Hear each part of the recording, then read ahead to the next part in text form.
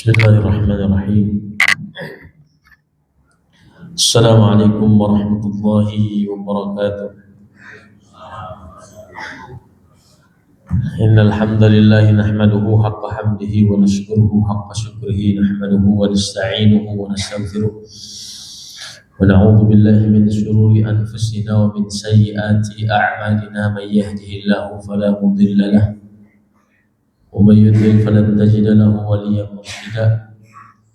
Asyhadu an la ilaha illallah wahdahu la syarika lah jalla 'anil syabihi wal mathil wal kufi wan nadhir wa asyhadu anna Muhammadan 'abduhu wa rasuluhu wa safiyyuhu wa khaliluhu wa khiratuhu min khalqihi wa ala alihi wa ashabihi al-ghurril mayamin اتصلت عين بنظر وعت أذن بخبر وسلم تسليما كثيرا. أما بعد, alhamdulillah, segala puji mutlak milik Allah Subhanahu wa ta'ala, yang mana atas berkat kudrat dan iradahnya kita semua masih diberikan hidayah, taufik, diberikan kemudahan, diberikan kesempatan, diberikan keringanan langkah, kelunakan hati untuk sama-sama berjibaku melaksanakan salah satu amal saleh, yaitu thalabul ilmi. Mudah-mudahan kita semua tergolong pada hadis Nabi sallallahu alaihi wasallam, man salaka tariqan yaltamisu fihi ilman sahalallahu lahu bihi tariqan ilal jannah. Barang siapa yang menempuh suatu jalan dalam rangka menuntut ilmu, sahalallahu lahu bihi tariqan ilal jannah, maka Allah Subhanahu wa ta'ala akan mempermudah baginya jalan menuju surga. Dan semoga kita juga termasuk pada hadis Nabi sallallahu alaihi wasallam, majtama'a qaumun fi baitin min buyutillah yatluna kitaballah wa yatadarasuna bainahum illa nazalat alaihimus sakinah wa ghasyiyatuhumur rahmah wa haffathumul malaikah wa dzakarahumullahu fi man 'indah. Tidaklah suatu kaum berkumpul di salah satu rumah di antara rumah-rumah Allah Subhanahu wa ta'ala, setidaknya kegiatan mereka mengingat Allah Subhanahu wa ta'ala, membaca kalamullah Subhanahu wa ta'ala, dan ada kegiatan belajar mengajar, tanasuh, tawasau bil haqqi wa tawasau bis sabr. Kata Nabi SAW, illa nazalat alaihimus sakinah, kecuali pasti Allah Subhanahu wa ta'ala turunkan kepada mereka itu ketenangan. Wa ghasyiyatuhumur rahmah, dan mereka itu diliputi dengan rahmat Allah Subhanahu wa ta'ala. Wa haffathumul malaikah, dan para malaikat menaungi mereka. Wa dzakarahumullahu fi man 'indah, dan Allah Subhanahu wa ta'ala menyebut-nyebut mereka di antara penduduk langit. Dalam kitab Minhajul Qasidin disebutkan di antara maksud daripada hadis ini adalah ketika Nabi menyebutkan haffathumul malaikah yatrukuna at-tayran, orang malaikat itu berhenti terbang. Ibu semuanya, jadi malaikat itu sebagaimana kita tahu mereka adalah makhluk Allah yang memiliki apa? Sayap. Yang bentangan sayapnya itu luar biasa besar. Nah, kata Nabi SAW, kata beliau dalam kitab Minhajul Qasidin, di antara maksud pada hadis ini adalah apa? Para malaikat itu berhenti terbang, kemudian mereka turun ke majelis ilmu. Apa kerjaan mereka? Yu'amminuna du'a'ahum, mereka mengaminkan doa-doa orang-orang yang ada di majelis ilmu tersebut. Dalam keterangan lain disebutkan ridhan li talibil ilmi, adalah sebagai bentuk ridho terhadap talabul ilmi. Jadi sebetulnya Bapak Ibu semuanya, ada banyak sekali fadilah dan keutamaan yang kita dapati di pagi yang mulia ini ketika kita betul-betul menjadi orang-orang yang ikhlas. Dan mudah-mudahan kita termasuk golongan-golongan tersebut. Tidak lupa salawat beriringan salam selamanya tercurah limpahkan kepada Nabi kita tercinta Nabi besar Muhammad Sallallahu Alaihi Wasallam, kepada para sahabatnya, tabi'in dan tabi'atnya, dan mudah-mudahan sampai kepada kita selaku umatnya, yang semoga Allah Subhanahu Wa Taala menjadikan kita orang-orang yang teguh, orang-orang yang kuat, orang-orang yang selalu ditolong untuk berada di atas jalan-jalan sunnah dan manhajnya. Amin ya rabbal alamin. Bapak Ibu semuanya, semoga dirahmati oleh Allah Subhanahu Wa Taala. Terima kasih yang sebesar-besarnya kepada pengatur waktu, penjajah acara yang telah mengagendakan acara ini, yang telah berjibaku bahu-membahu menjadi bagian terwujudnya acara ini. Mudah-mudahan Allah Subhanahu Wa Taala berkenan mencatat sebagai amal kebaikan. Dan kepada seluruh jamaah kaum muslimin, kami ucapkan selamat atas karunia yang mulia ini, karena sesungguhnya Allah Subhanahu Wa Taala telah memilih kita. Ingatlah bahwa kedatangan kita ke tempat ini bukan karena kekuatan dan kemampuan kita. Datangnya kita ke tempat ini bukan karena adanya kemampuan kita, bukan karena adanya kekuatan kita, tapi karena Allah Subhanahu Wa Taala menuntun hati kita. Sepakat ya? Karena Allah Subhanahu Wa Taala menuntun hati kita.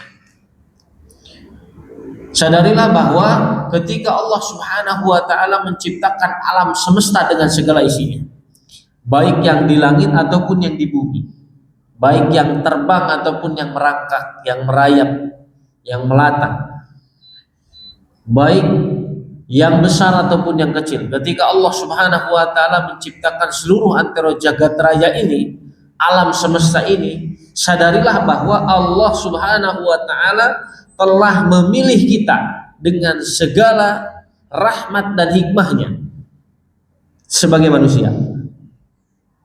Dan ternyata pilihan Allah Subhanahu Wa Taala memilih kita menjadi manusia itu adalah makhluk yang paling sempurna. Allah Subhanahu Wa Taala berfirman dalam surat At-Tin yang sudah sama-sama kita hafal ayatnya apa? A'udzubillahi minasyaitonirrajim. Laqad khalaqnal insana fi ahsani taqwim. Dari sekian banyaknya makhluk Allah Subhanahu Wa Taala, Allah Subhanahu Wa Taala memilih kita sebagai manusia dengan sesempurna mungkin. Kata Allah, laqad khalaqnal insana fi ahsani taqwim.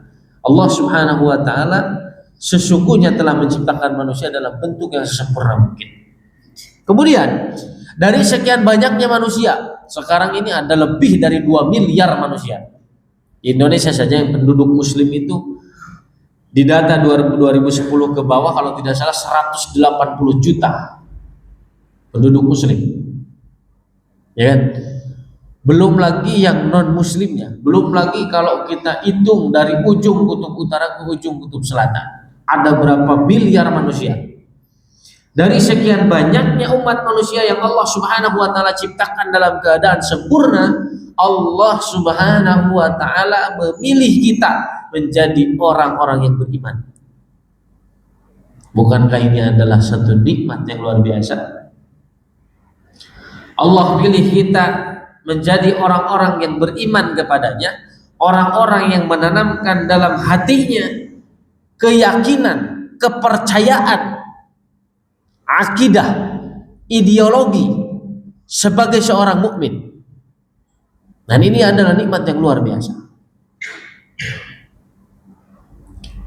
Tidak seluruh makhluk Allah Subhanahu Wa Taala dipilih menjadi orang-orang yang beriman, dan hanya orang-orang yang dipilihlah, hanya orang-orang yang dipilih yang Allah Subhanahu Wa Taala tetapkan menjadi orang-orang yang beriman.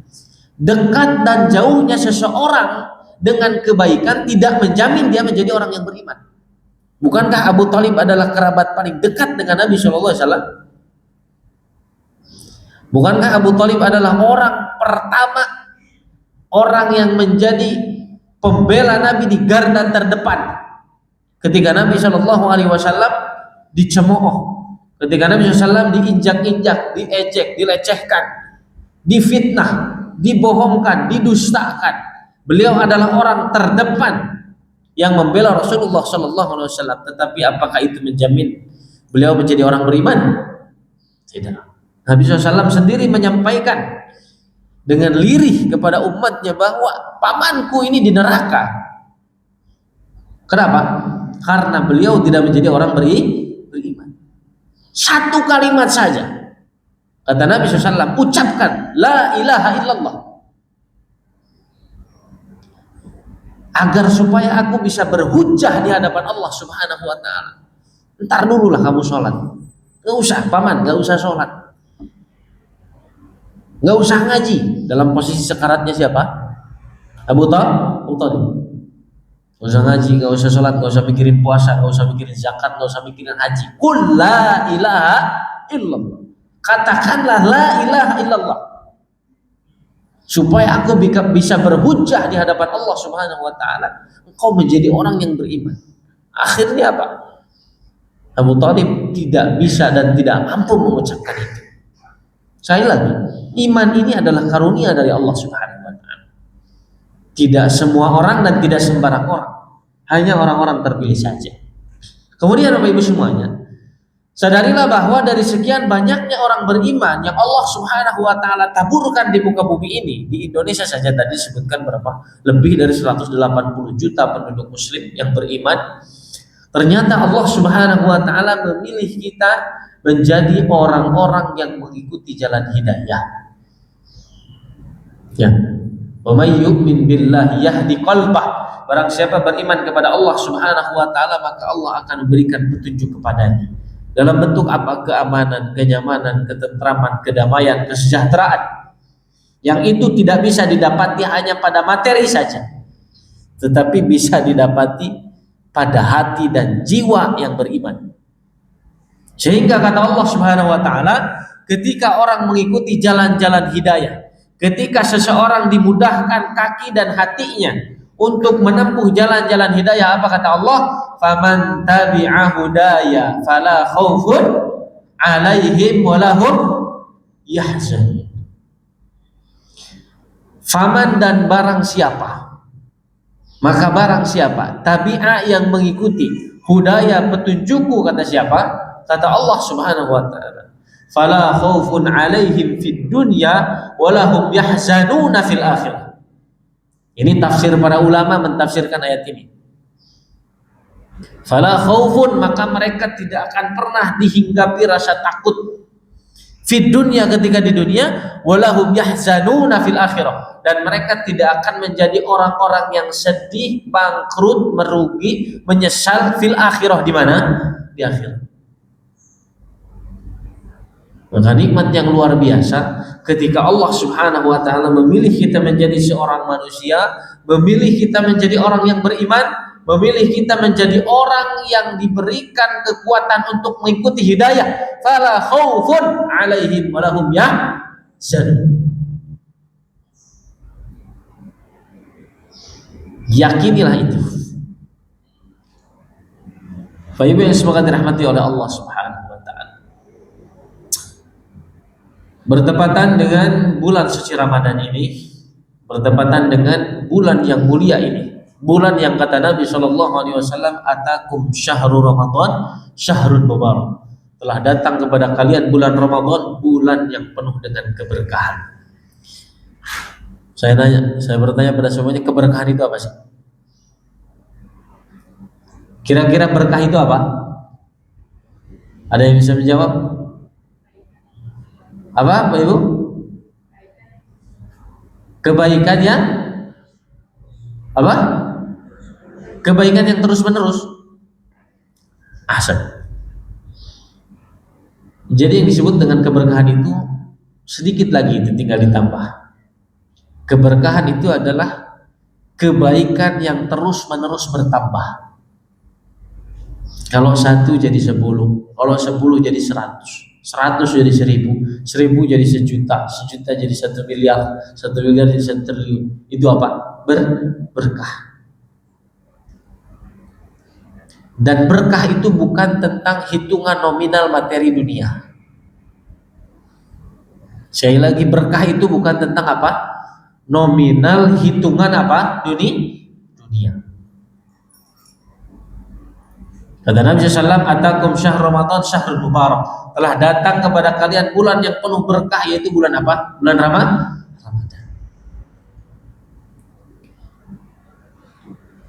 Sehingga ketika datang kepada kita bulan yang mulia ini,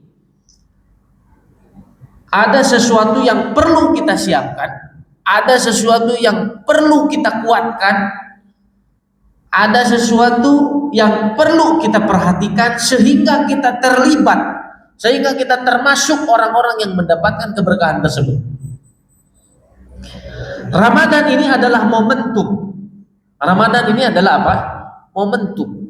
Waktu yang terkadang atau kebanyakan mungkin bisa dilewati oleh seseorang yang diberikan kesempatan oleh Allah Subhanahu wa taala, dan terkadang hanya menjadi angan-angan semata. Kapan Ramadan menjadi angan-angan semata? Ketika Ramadan dihadapkan pada orang yang sudah meninggal. Ternyata Bapak Ibu semuanya, kalau seandainya orang-orang yang di alam kubur saat ini ditanya, keinginan apa yang engkau inginkan daripada dunia saat ini jika engkau dibangkitkan kembali? Kemudian mereka menjawab apa?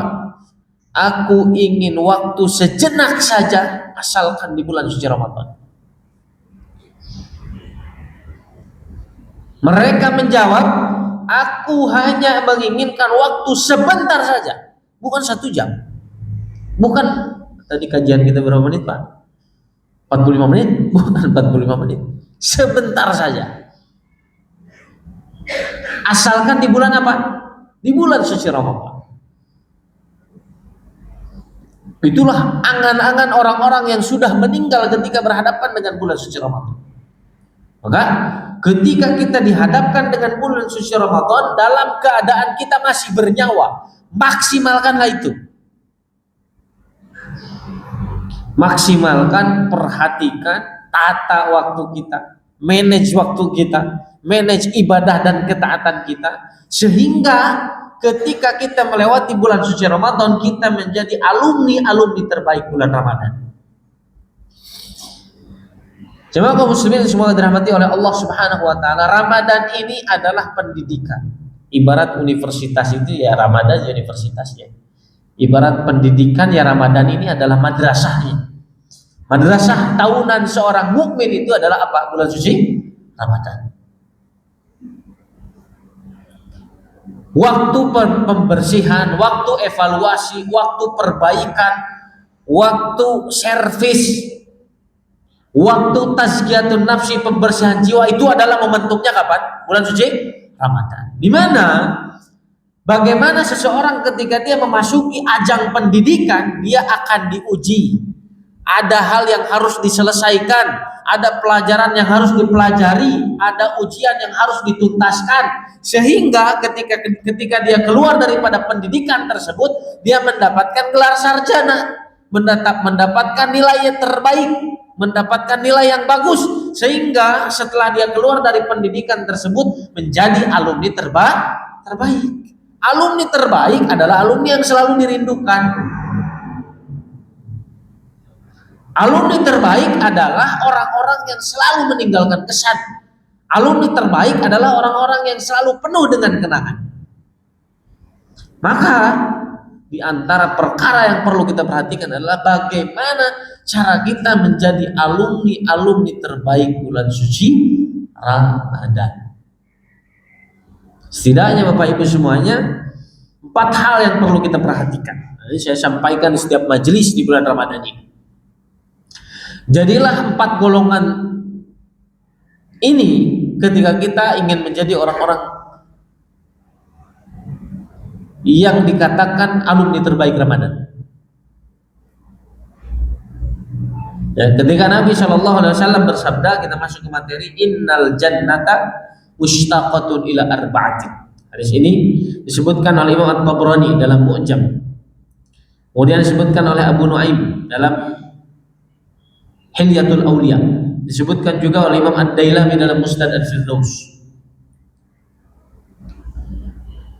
Nabi Shallallahu Alaihi Wasallam memberikan gambaran, memberikan kriteria, memberikan adrenalin kepada kita, bagaimana supaya kita menjadi alumni terbaik yang dirindukan oleh Ramadan. Tentunya orang-orang terbaik yang dirindukan Ramadan adalah orang-orang terbaik yang dirindukan surga. Saya lagi, orang-orang terbaik yang dirindukan Ramadan adalah orang-orang terbaik yang dirindukan surga. Nabi Shallallahu Alaihi Wasallam memberikan kerangka kriterianya. Kata Nabi SAW, innal jannata mushtaqatun ila arba'atin. Sesungguhnya surga itu merindukan 4 golongan. Perhatikan dan jadilah kita 4 golongan tersebut, atau salah satu dari 4 golongan tersebut. Siapakah mereka orang-orang yang dirindukan oleh surga? Kata Nabi SAW, yang pertama adalah ila qari'il Qur'an. Surga itu merindukan orang-orang yang gemar membaca Al-Quran. Di bulan suci Ramadan ini, usahakan meskipun tidak sepenuhnya waktu kita ini untuk Al-Quran, ada waktu-waktu yang memang kita pergunakan untuk membaca Al-Quran. Kalau tidak mampu subuh ya siang. Kalau siang pun sibuk ya apa? Sore. Kalau sore pun tidak sempat ya apa? Malam. Kalau malam tidak sempat ya setelah sahur atau sebelum sahur, atau di waktu kapanpun di mana kita diberikan kemudahan oleh Allah Subhanahu wa taala. Dan sampai justru Ramadan itu datang kepada kita tanpa kita sama sekali menyentuh Al-Quran. Sementara Ramadan dan Al-Quran ini adalah dua chemistry yang tidak bisa dipisahkan. Ramadan dan Al-Quran ini adalah dua hal yang tidak bisa dipisahkan. Bagaimana gula dengan manisnya, garam dengan asinnya, malam dengan gelapnya, siang dengan terangnya, maka Ramadan dengan Al-Qurannya. Allah Subhanahu wa taala berfirman apa? A'udzubillahi minasyaitonirrajim. Syahrul Ramadan alladzi unzila fihil Qur'an. Bulan Ramadan ini adalah bulan di mana diturunkannya Al-Quran. Kemudian Nabi SAW menyetorkan hafalan dan bacaannya kepada Jibril juga di bulan suci Ramadan. Kemudian ada malam Lailatul Qadar. Inna anzalnahu fi Lailatul Qadar. Dan seterusnya. Terlalu banyak keterangan dalil Quran atau hadis yang perlu kita sebutkan tentang kaitan Al-Quran dan bulan suci Ramadan. Maka celakalah, rugilah orang yang ketika dia melewati bulan suci Ramadan tetapi tidak dekat dengan Al-Quran. Chemistry Ramadan itu adalah apa? Al-Quran. Maka di antara orang yang dirindukan oleh surga adalah orang yang gemar membaca Al-Quran. Apalagi bacaan Al-Quran itu kita lakukan di bulan suci Ramadan. Nabi SAW banyak sekali memberikan keutamaan atau menyampaikan kepada kita semua tentang keutamaan membaca Al-Quran. Jangankan orang yang sudah fasih dalam membacanya, orang yang masih terbata-bata pun, orang yang masih salah-salah, orang yang masih belajar, itu sudah mendapatkan pahala. Bahkan kata Nabi SAW, 2 kali lipat pahalanya. 1 pahala daripada bacaan Al-Qurannya, 2 pahala daripada usahanya. Kata Nabi SAW, Iqra'ul Qur'ana fa innahu ya'ti yaumal qiyamati syafi'an li ashabihi. Ini diriwayatkan oleh Imam Muslim rahimahullah ta'ala. Bacalah Al-Quran karena sungguhnya ia itu akan datang kepadamu menjadi syafaat di hari kiamat. Syafaat itu apa Bapak Ibu semuanya? Boleh dijawab, ini bukan Jumatan ya. Syafaat itu apa? Apa? Pertolongan. Ketika syafaat itu dibilang atau diartikan pertolongan itu boleh, tapi kurang tepat. Boleh tapi kurang tepat. Gini Bapak Ibu semuanya, saya ceritakan tentang syafaat. Syafaat itu contoh ketika saya ini mau melamar kerja misalkan di salah satu perusahaan. yang perusahaan itu super ketat. Begitu dibuka dia memerlukan 10 karyawan. Sementara yang daftar ada 10.000 karyawan. Yang daftar mau masuk perusahaan tersebut ada berapa? 10.000. Yang diterima 10 berarti hanya berapa persen? 1%. 0,1%. Ya kan? Dari 10.000 orang yang diterima cuma 10 orang. Tentunya ketika kita menyadari itu ada seleksi ketat di dalamnya, ya kan? Ada seleksi apa? Ketat. Bukan cuma super ketat. Bayangin dari 10.000 cuma 10 orang diambil. Wah, 10.000 ini bergantian semuanya seleksi gagal. Saya kenal dengan adik ipar daripada direkturnya. Direktur utama perusahaan tersebut saya kenal, dekat dengan adik iparnya. Ya kan? Kemudian setelah saya masuk apa? Saya bilang kepada beliau, bantulah saya. Bantulah saya untuk masuk di perusahaan kakakku. Nah, begitu saya masuk daftar seleksi, datanglah orang ini kepada kakaknya, pada kakak ipar. Kemudian dia sampaikan, dia bilang kepada kakaknya, wahai kakakku, abangku, beliau ini orang baik, beliau ini orang yang komitmen, beliau ini saya sudah kenal lama, beliau ini adalah orang yang profesional dan proporsional. Kalau kerjanya tekun, orangnya baik. Sayang sekali dan engkau akan menyesal ketika perusahaan ini tidak menerima teman saya ini. Akhirnya saya diterima di perusahaan tersebut. Dari 10.000 orang dengan seleksi yang super ketat, datanglah adik iparnya ini sebagai syafaat. Berarti apa kira-kira syafaat itu? Rekomendasi. Tepat sekali.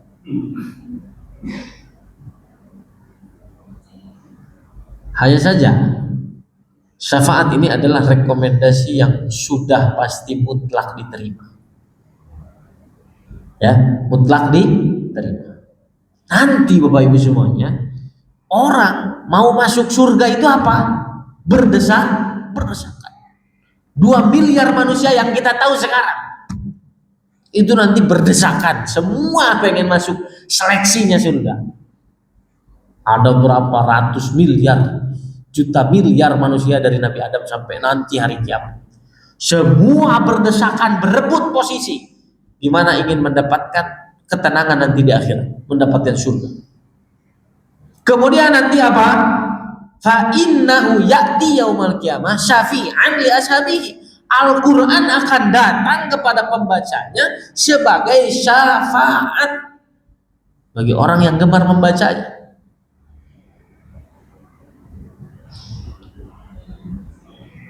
Kebodohan apalagi yang dilakukan manusia jika syafaat yang sudah jelas-jelas nampak di hadapannya ini tidak diambil, tidak dimaksimalkan dan tidak dimanfaatkan.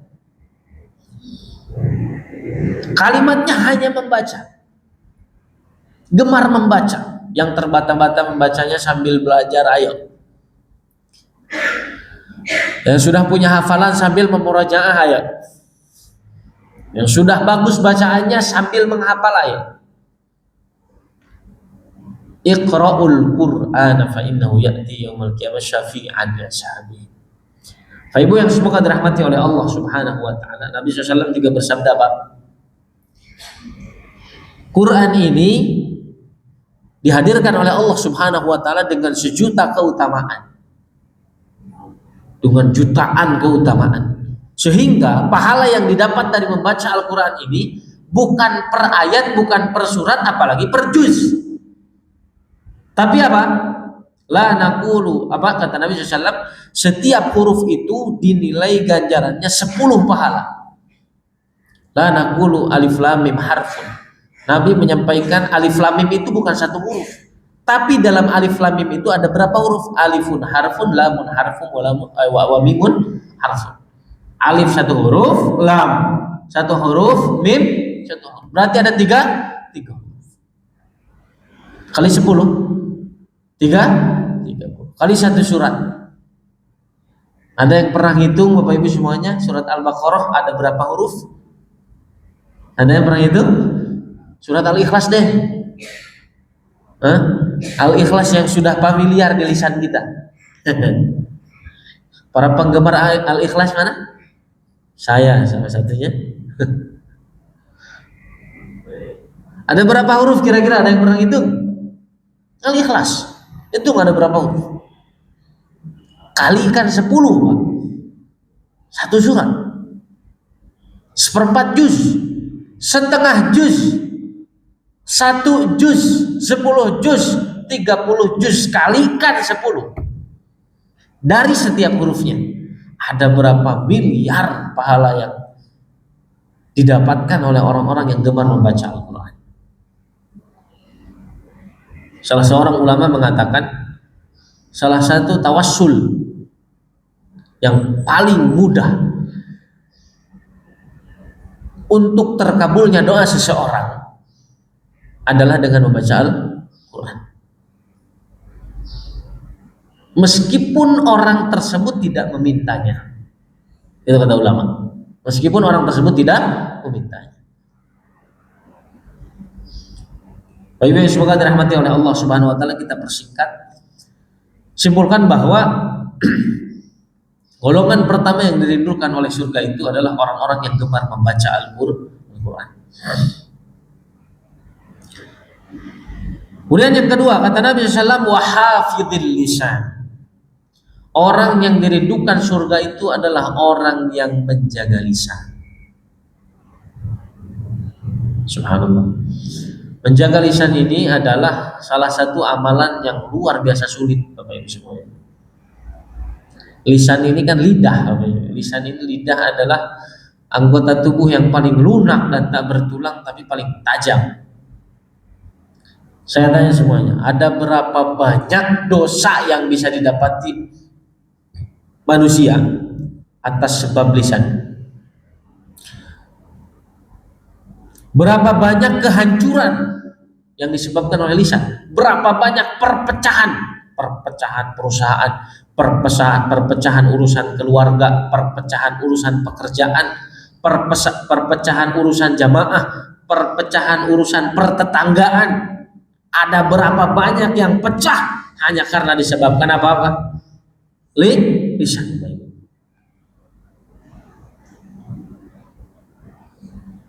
Ada berapa banyak dosa besar yang disebabkan oleh lisan. Berdusta itu dosa besar. Sebabnya apa? Lisan. Iyyakumul kadhib fa innal kadhiba yahdi ilal fujur wal fujur yahdi ilan nar. Hati-hati kalian dengan berdusta, karena sungguhnya dusta itu mengantarkan kalian pada puncak keburukan, dan keburukan itu mengantarkanmu ke dalam neraka. Na'udzubillah min dzalik. Fitnah adalah dosa besar. Salah satu penyebabnya adalah apa? Lisan.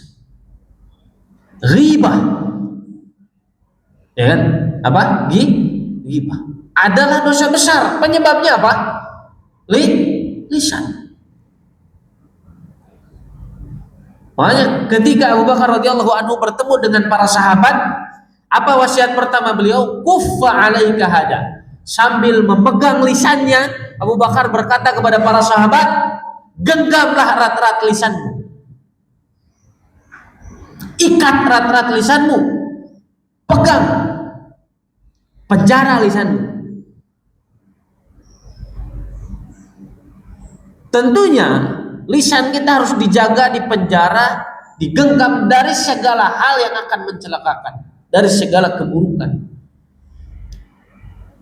Makanya kata Nabi SAW, man kana yu'minu billahi wal yawmil akhir falyaqul khairan aw liyasmut. Barang siapa beriman kepada Allah Subhanahu wa taala dan hari akhir, maka hendaklah dia berkata baik atau lebih baik diam. Kalau tidak bisa berkata yang baik-baik, kalau tidak bisa berucap yang baik-baik, kalau tidak bisa ngomongin yang baik-baik, auliyasmut, lebih baik apa? Diam. Nabi juga bersabda di hadis lain, wasumtu hikmatun wa qalilu fa'ilihi. Diam itu adalah satu keselamatan. Diam itu adalah bentuk kebijaksanaan. Tapi sayangnya sedikit sekali orang yang menyadarinya. Bukan toh kita harus diam ketika kita mampu untuk berbicara benar. Tapi apa? Kita harus menjaga lisan kita dalam setiap keadaan. Kadang kebenaran itu susah dan sulit diterima ketika lisan tidak tepat menyampaikannya. Betul apa tidak, Ibu? Kadang kebaikan itu sulit diterima ketika lisan yang menyampaikannya tidak tepat. Makanya benar pun bisa jadi salah kalau penyampaiannya salah. Oleh karena itu apa? Menjaga lisan ini menjadi bentuk ibadah yang luar biasa, sehingga apa? Surga merindukan orang-orang yang apa? Menjaga lisan. Tentunya sekali lagi jaga lisan kita dari segala perkara yang buruk. Kalau berkaitan dengan kebenaran, berkaitan dengan kebaikan, tawasau bil haq, tawasau bis sabr, berkaitan dengan yang ma'ruf dan mencegah yang mungkar, kata Umar bin Khattab apa? Wa qaulul haqqi walau kana murra. 3 hal yang aku cintai daripada dunia ini, salah satunya adalah apa? Berkata benar meskipun itu apa? Pahit. Jujur meskipun itu apa? Pahit.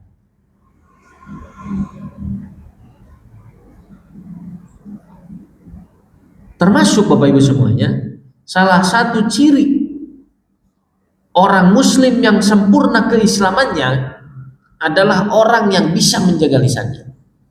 Nabi SAW bersabda, al-muslimu man salimal muslimuna min lisanihi wa yadihi. Orang muslim yang sempurna Islamnya itu adalah orang yang bisa menjaga lisan dan tangannya, sehingga orang lain di sekitarnya merasa selamat daripada gangguan lisan dan tangannya. Maka di antara sifat muslim dan mukmin itu adalah seperti lebah. Al-mu'minu kan nahlah, masalul mu'min masalul nahlah. Seorang mukmin itu adalah seperti seekor lebah.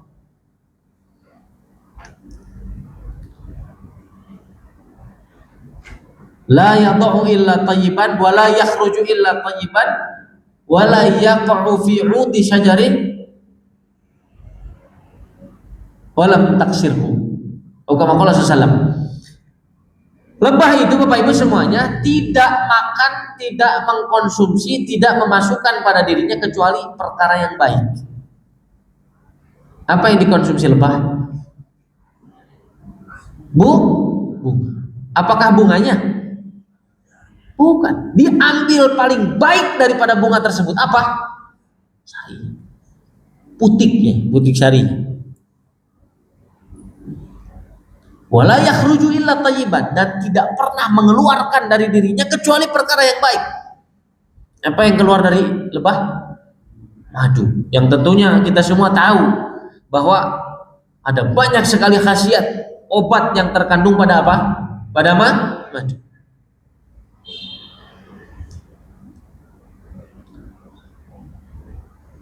Kemudian lebah itu ketika dia hinggap, ketika dia mencari makan, ketika dia mencari bunga, ketika dia berangkat ke sana dan ke sini, tidak pernah merusak ranting pohon.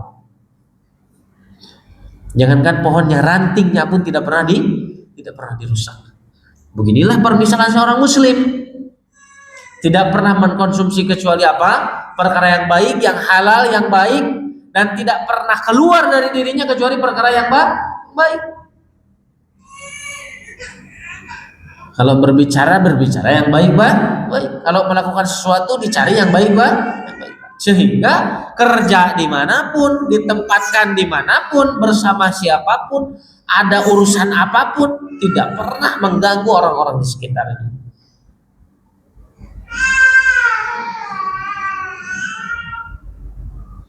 Tahukah kita ada seorang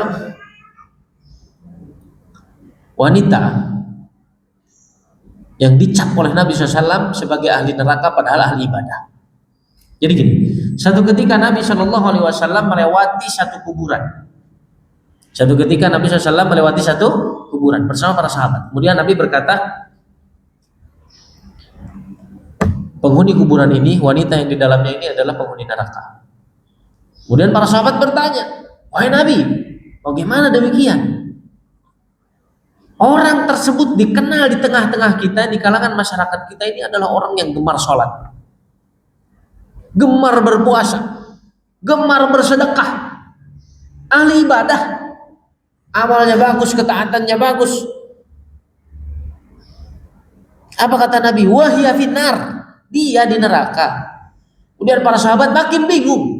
Kenapa wahai Nabi? Sholatnya bagus, kita tahu dia rajin sholat, dia rajin puasa, dia rajin bersedekah. Orang di sini pada tahu. Kata Nabi apa? Hiya finnar, dia itu di neraka. Kemudian para sahabat makin bingung, akhirnya bertanya, apa alasannya wahai Nabi? Kenapa dia di neraka? Apa kata Nabi SAW? Li'annaha tu'zi jiranaha, karena dia menyakiti tetangganya. Bahaya sekali ini bagi semuanya. Perkara yang paling sering terjadi di pertetanggaan itu adalah sakit hati disebabkan oleh lisan, nyinyir, nyindir, ya kan? Pertetanggaan kita sering dirusak oleh sebab lisan. Jangan sampai justru amalan yang banyak yang kita lakukan ini sia-sia di hadapan Allah Subhanahu wa taala karena dosa lisan kita yang dirasakan oleh tetangga kita yang paling dekat. Yang paling dekat dengan kita. Ibadahnya banyak, puasanya banyak, sholatnya banyak, ternyata tetangganya sakit hati disebabkan lisannya. Naudzubillah min. Kita persingkat Bapak Ibu semuanya. Yang kedua, simpulkan bahwa orang yang dirindukan surga itu adalah orang yang menjaga lisan. Mari sama-sama kita jaga lisan kita dari segala hal yang buruk. Dusta, fitnah, ghibah, namimah, banyak dosa besar yang disebabkan oleh lisan. Jauhi itu semua. Berkata yang baik, kalau tidak mampu berkata baik, apa? Lebih baik diam. Itu kuncinya. Kemudian kata Nabi SAW, wa mut'imit ta'am, orang yang dirindukan surga itu adalah orang yang gemar memberi makan. Orang yang gemar memberi makan. Di antara amalan Nabi dan para sahabat yang selalu dibanggakan oleh Allah Subhanahu wa taala adalah mereka gemar memberi makan. Nabi Shallallahu alaihi wasallam ini sudah fenomenal di kalangan para sahabat, sudah terkenal di kalangan para sahabat. Beliau itu tidak pernah makan, tidak pernah minum ketika bersama para sahabat kecuali yang terakhir. Satu ketika Nabi itu safar bersama para sahabat. Nabi safar bersama para sahabat. Kemudian Nabi Shallallahu Alaihi Wasallam berhenti sejenak untuk istirahat. Persediaan pada saat itu hanya ada susu satu tempat. Yang pastinya ini kalau dihitung-hitung sudah pasti nggak cukup. Tapi apa kata Nabi SAW? Menyuruh salah satu sahabat, putarkan minuman ini, berikan minum ini kepada semua anggota kita yang ikut safar. Kata beliau, yang disuruh ini bukankah engkau harusnya terlebih dahulu minum? Tidak. Berikan sahabatku terlebih dahulu, kata Nabi SAW. Akhirnya apa? Minuman ini berikan kepada seluruh sahabatnya, satu persatu sampai kenyang. Kemudian setelah selesai apa? Selesai minuman itu diputarkan, susu ini diputarkan. Kemudian datanglah kepada Nabi Shallallahu Alaihi Wasallam. Wahai Nabi, semuanya sudah dapat jatah, semuanya sudah minum. Kemudian Nabi bertanya, apakah kamu sudah minum? Ini sahabat kalau nggak salah namanya Qatadah. Apakah kamu sudah minum? Kemudian kata beliau, belum Nabi. Minum terlebih dahulu. Lah, tidak Nabi. Saya tidak akan minum kecuali engkau minum terlebih dahulu. Tidak, kata Nabi. Engkau justru yang terlebih dahulu harus minum. Kemudian Sahabat ini apa? Ngeyel, enggak Nabi, saya nggak berani. Saya nggak berani mendahului engkau minum. Kata Nabi, minum. Akhirnya apa? Sahabat ini minum. Kemudian Nabi SAW bersabda, saqil qaumi akhiruhum syurba. Pemimpin suatu kaum itu minum terakhir, makan terakhir. Subhanallah ya. Nabi SAW. Pemimpin satu kaum itu apa? Minum terakhir. Saqil qaum akhiruhum syurba. Simon Sinek, salah seorang penulis ulung modern sekarang, menulis buku The Leader Eat Fast. Judul bukunya apa? The Leader Eat Fast. Kalau bahasa kitanya, seorang pemimpin itu makan terakhir. Ternyata Nabi SAW sudah melakukan itu 14 abad yang lalu. Simon Sinek, ilmuwan zaman sekarang, nggak tahu kajian subuh kayak gini apa enggak dia. Menulis buku. Dan ternyata Nabi SAW lebih dahulu melakukan itu dan mencontohkan itu. Nabi adalah sosok manusia yang luar biasa, sangat gemar sekali memberi makan. Tidak hanya dirasakan oleh tetangganya, tidak hanya dirasakan oleh sesama muslim saja, Yahudi sendiri mengakui itu. Tahukah kita kisah yang familiar? Seorang Yahudi tua di tepian pasar Madinah yang diberi makan oleh siapa? Nabi SAW. Rutin Bapak Ibu semuanya, tiap hari. Wa ma'adzalika, beserta demikian Nabi SAW diejek-ejek, dihina-hina oleh orang yang diberi makan oleh beliau. Dan beliau tidak melahirkan benci. Ini bukti ketulusan siapa? Ketulusan dan keikhlasan Nabi SAW. Dari cacian, dari ejekan, dari hinaan yang dilontarkan oleh orang yang dia beri makan. Ini kita lagi ngasih makan ini, terus kita dicaci maki. Apakah melahirkan kebencian dari Nabi? Orang ini buta, tidak melihat orang yang memberi makannya siapa, dan tidak bertanya. Nabi juga tidak memperkenalkan diri, saya Muhammad, saya mau ngasih makan, enggak.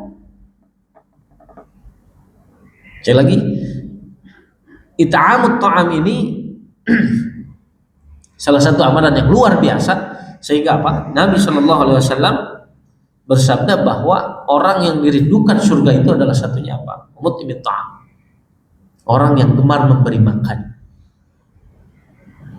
Apalagi di bulan Ramadan ini, apalagi di bulan suci Ramadan. Ini menjadi amalan unggulan sih. Ini menjadi amalan unggulan. Ini menjadi prestasi mukmin ketika ini dilakukan di bulan suci Ramadan. Nabi SAW disebutkan dalam sebuah riwayat, karena Nabi SAW ajwadun nas. Nabi SAW ini adalah orang yang paling dermawan. Wa ajwadu ma yakunu fi Ramadan. Dan beliau menjadi orang yang paling dermawan di bulan suci Ramadan.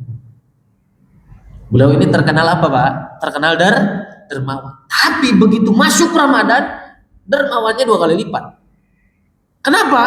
Kata Nabi SAW, man fattara sha'iman kana lahu ajruhu wa ajru man amila bihi ghairu annahu la yanqusu min ajrihi syai'a. Kama qala sallallahu. Barang siapa yang memberi makan orang yang berpuasa, memberi hidangan berbuka tanpa ada nominal ya. Di sini nggak disebutkan kurma, di sini nggak disebutkan air, nggak disebutkan es campur, nggak disebutkan nasi padang, nggak disebutkan ya. Man fattara sha'iman, barang siapa yang memberi makan, memberi hidangan orang yang berpuasa, memberi hidangan berbuka gitu. Kalau hidangannya diberikan siang hari ya nggak masuk, Bapak Ibu, meskipun puasa. Ada orang puasa siang-siang terus dikasih, terus dimakan waktu itu nggak termasuk. Orang yang memberi makan orang yang berpuasa, memberi hidangan berbuka, kana lahu ajruhu, dia mendapatkan pahala orang yang berpuasa tersebut, ghairu annahu la yanqusu min ajrihi syai'a. Dan selain disebutkan ghairu annahu la yanqusu min ajris shaimi syai'a. tanpa dikurangi pahalanya sedikit pun. 5 orang kita beri makan ketika puasa, kita mendapatkan 6 pahala. 1 pahala kita, 5 pahala orang yang kita kasih makan, dan seterusnya dan seterusnya. Sedangkan kata Nabi SAW, Allah bersabda Allah berfirman dalam hadis qudsi, apa? As-saumu li wa ana ajzi bihi. Puasa itu untukku dan hanya aku yang tahu tentang jumlah pahalanya, dan hanya aku yang akan membalasnya. Maksudnya gimana? Saking besarnya pahala puasa itu tidak disebutkan jumlah besarnya seberapa besar gitu. Sholat kalau sendiri pahalanya berapa Bapak Ibu? Sholat berjamaah di masjid pahalanya berapa? Dilipat gandakan jadi 27 derajat. Puasa nggak demikian. Saking besarnya pahala puasa nggak disebutin. Contoh saya ke gunung. Kemudian di gunung saya ketemu segerombolan apa? Segerombolan macan. Saya balik lagi dari gunung nggak jadi naik. Kemudian ada yang nanya di jalan, kenapa kamu balik lagi dari gunung nggak jadi puncak? Terus saya bilang, saya ketemu macan. Berapa jumlah macannya? Banyak pokoknya. Berapa kata orang nanya? Banyak. Berapa jumlahnya? Banyak. Kenapa tidak disebutkan angkanya? Karena saking banyaknya. Anaknya ikut, cucunya ikut, mbahnya ikut, menantunya ikut, macan semuanya ikut segerombolan. Sehingga tidak ada jumlah yang bisa disebutkan. Saking apanya? Banyak. Begitulah pahala puasa. Kemudian yang terakhir Bapak Ibu semuanya adalah orang yang dirindukan surga itu adalah washaimi fi Ramadan. Orang yang berpuasa di bulan suci Ramadan. Tentunya puasa yang memenuhi syarat dan rukunnya, puasa yang dijaga dari segala perkara yang merusaknya. Sehingga kata Nabi SAW, nanti di hadapan Allah Subhanahu Wa Taala ada orang yang linglung, Bapak Ibu semuanya, bingung. La yajidu min siyamihi illal ju' wal atas. Tidak mendapati dari puasanya itu hanya lapar dan dahaga saja. Ya Allah, mana pahala puasa saya? Capek-capek saya Mojokerto tuh panas. Tasik itu kan adem Bapak Ibu semuanya. Begitu saya ke Mojokerto, kalau nggak pakai kipas mungkin 10 kali mandi saya. Ya kan? Apalagi di lampu merah jam 10 siang, jam 1 siang, ya kan? Lagi puasa. Tiba-tiba ketemu dengan Allah, puasanya nggak dapat pahala. Illal ju' wal atas, hanya dapat dahaga dan haus saja, haus dan lapar saja. Kenapa?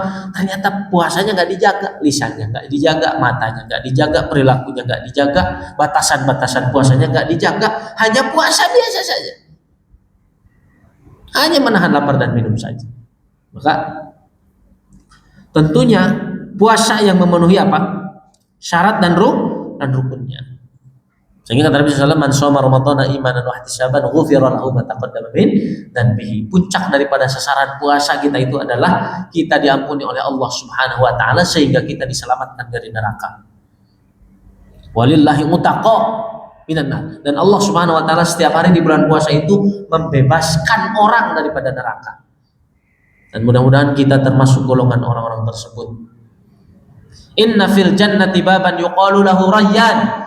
Sesungguhnya di surga itu ada satu pintu, nama pintu tersebut adalah Ar-Rayyan.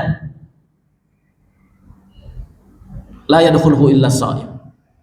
Kalau tidak ada yang memasuki pintu tersebut kecuali orang-orang yang berpuasa. Mudah-mudahan kita termasuk orang-orang tersebut.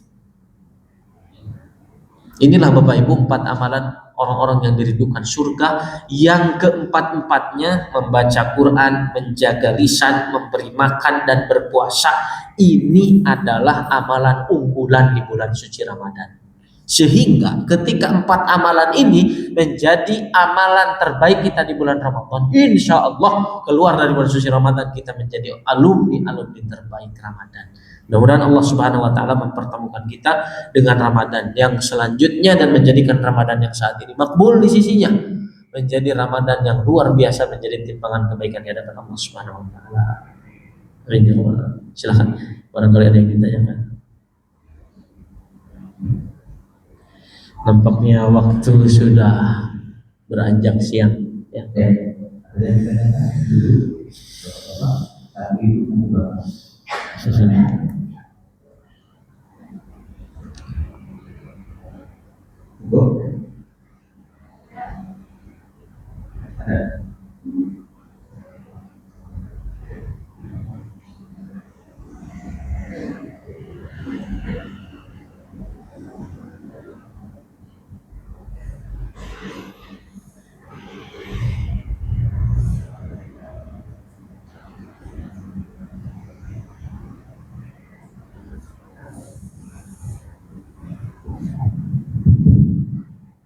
Bismillahirrahmanirrahim. Mau tanya Ustaz? Kalau bisa saya jawab ya Bu. Kalau enggak saya PR kan. Gimana? Iya, tentang lisan ya Ustaz. Ya. Salah satunya yang mungkin sering dominan itu adalah ghibah. Kalau ghibah itu kan apakah pahalanya hilang ya Ustaz? Pahala kita orang ghibah itu pahala kita bisa diambil orang yang ghibah. Terus kemudian apakah kalau kita sudah minta maaf itu sudah bisa kembali lagi atau hilang seterusnya Ustaz? Yang pertama. Yang kedua, untuk surga awalnya itu bagi yang puasa Ramadan ini ada puasa wajib atau puasa sunat. Begitu. Jadi penghuni surga awalnya itu menjalankan puasa Ramadan saja atau puasa sunat. Itu saja. Terima kasih. Barakallahu fiik. Saya jawab yang kedua dulu ya. Pintu rayyan ini di surga Allah Subhanahu wa taala sediakan untuk orang yang berpuasa secara umum. Untuk setiap orang yang gemar berpuasa secara umum. Tentunya nggak mungkin dong orang gemar puasa sunnah tapi meninggalkan puasa Ramadan. Tentunya orang yang telah menunaikan kewajibannya berpuasa di bulan Ramadan kemudian ditambah dengan puasa di apa? Puasa di hari-hari lainnya yang sunnah-sunnah. Tapi insya Allah cukup bagi orang yang telah menunaikan wajib itu sudah termasuk di hadis tersebut. Wallahu a'lam. Ya, jadi orang yang menunaikan ibadah puasa di bulan suci Ramadan penuh loh ya, penuh. Insya Allah itu sudah termasuk di hadis tersebut. Lebih baik dan lebih unggul lagi ketika ditunjang dan dibantu dengan puasa-puasa sunnah. Karena kata Nabi SAW, ibadah sunnah itu baik sholat ataupun puasa ataupun amalan yang lainnya membantu menambal kekurangan atau kebocoran dari ibadah kita yang wajib. Ya, sholat sunnah rawatib itu menutupi kekurangan kita di sholat fardu, termasuk puasa wajib kita yang bocor bisa kita tutupi dengan puasa sunnah. Itu yang pertama. Kemudian yang pertanyaan pertama tadi apa tadi? Oh, ghibah. Ghibah itu mau puasa nggak puasa adabnya sama aja. Cuma ketika puasa ya mungkin ada lebihnya. Ya. Nah pertanyaannya tadi, ghibah pertama ketahui dulu bahwa ghibah ini adalah dosa besar bagi semua. Ghibah ini adalah dosa besar.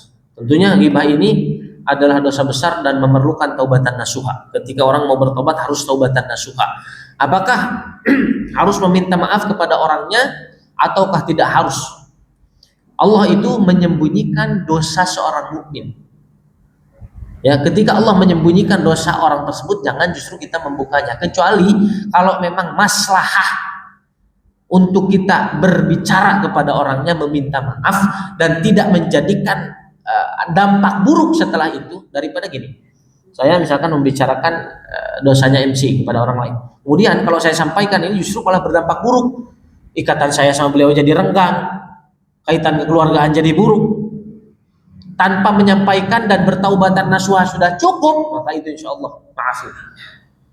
Tapi kalau semisal masalahnya, saya ngobrol aja deh, insya Allah dia orangnya baik, insya Allah orangnya gampang memaafkan, insya Allah saya ngomong aja, saya kemarin sempat bergibah ini itu gitu, afdal itu begitu.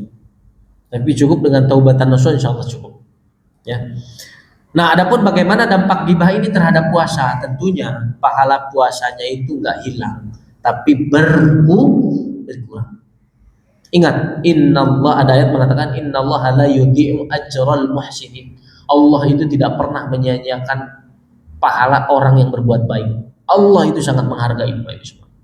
Allah itu sangat menghargai. Pahalanya itu nggak hilang, tapi apa berkurang. Cuma pertanyaannya antara berkurang sedikit atau berkurangnya banyak gitu aja. Gitu ya. Baik, wallahu a'lam bishawab. Itu mungkin sedikit jawaban, mudah-mudahan ini cukup. Bapak-bapak ada yang bertanya? Cukup ya? Cukup. Karena sudah tidak ada pertanyaan. Dan cukup, Ustaz. Terima kasih atas bimbingannya. Terima kasih. Mudah-mudahan kita menjadi orang-orang yang lebih Demikian kajian pada pagi hari ini kita akhiri dengan gambaran. Alhamdulillahirabbil alamin. Subhanallah wa bihamdihi asyhadu an la ilaha illa anta astaghfiruka wa atubu ilaik. Sebelum penutupan tadi. Sekian Bapak Ibu semuanya, mudah-mudahan sedikit ini bermanfaat. Mohon maaf dari saya pribadi jika ada kesalahan. Kebaikan seluruhnya mutlak dari Allah Subhanahu wa taala. Adapun jika ada kesalahan, saya mohon maaf kepada semuanya, kesalahan kata, kesalahan perilaku. Wabillahi fisabilillah. Wassalamualaikum warahmatullahi wabarakatuh.